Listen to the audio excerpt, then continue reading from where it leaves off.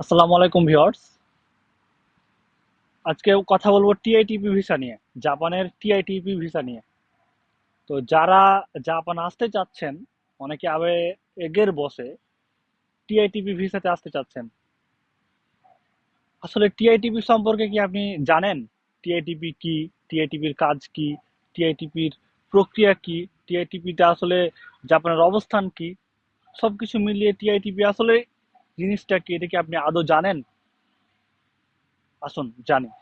TITP হচ্ছে জাপানের সর্বনিম্ন জব ভিসা, যেটা টেকনিক্যাল ইন্টার্ন বলে, যেটা হচ্ছে যে টিটিসির মাধ্যমে বাংলাদেশ থেকে নিয়ে আসে, আইএম জাপানের মাধ্যমে। আর বেসরকারি ভাবে যারা আছে তারা হচ্ছে বিভিন্ন এজেন্সির মাধ্যমে আসে আর কি।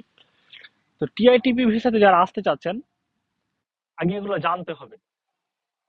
আপনি জাপানে আসার পরে আবেগের বসে জাপান চলে আসলেন টিআইটিপি ভিসাতে, এসে কষ্টের কাজ, সারা রাত সারাদিন কাজ করে সারা রাত ধরে কান্নাকাটি করে বালিশ ভিজাচ্ছেন, তখন কিন্তু আপনার কিছু করার থাকবে না। আপনাকে এগুলো ভেবে চিন্তে আসতে হবে। টিআইটিপি ভিসা সম্পর্কে আপনাকে আগে জানতে হবে। ভাই, টিআইটিপি ভিসাটা আসলেই কষ্টের ভিসা। আপনি আসার পরে যার মাধ্যমে আসছেন তাকে কিন্তু আপনি গালিগালাজ করবেন, এটাই বাস্তবতা। আপনি, আপনার ফ্যামিলি, সবাই, এমনকি যারা আসবে, নেক্সট আসতে চাইবে, তাদেরকে আপনি নিষেধ করবেন। হ্যাঁ, ব্যতিক্রম 100%, মানে সরি, 100% ভালো কোম্পানি তো হয় না বা খারাপও হয় না, সেহেতু 2-4% ভালো হয়।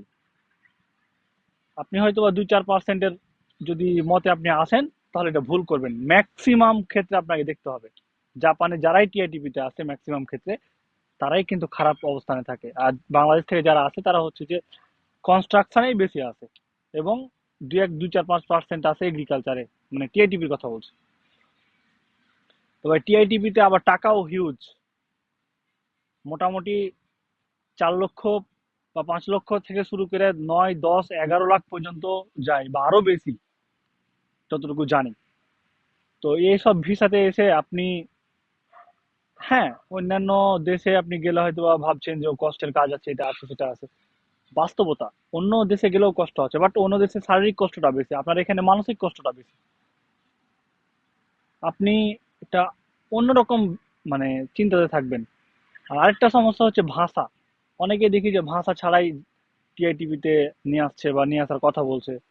তাই যারা হচ্ছে যে স্টুডেন্ট ভিসা বা আদার্স ভিসাগুলাতে ভালোভাবে ল্যাঙ্গুয়েজ জানার পরও জাপানে এসে জব পাইতে হিমশিম খাইতে হয়। আর আপনি না যাই না, আপনি ভাষাই জানলেন না, আপনি জাপানে এসে তাহলে কি কাজ করবেন? আপনাকে জাপানে যে কি করবে? আপনাকে এগুলো জানতে হবে।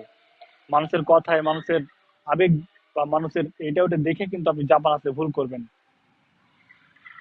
সবাই ভালো থাকবেন, এই জিনিসটা নিয়ে সবাই জাস্টিফাই করবেন, দেন চিন্তা ভাবনা করবেন। ধন্যবাদ সবাইকে। আসসালামু আলাইকুম।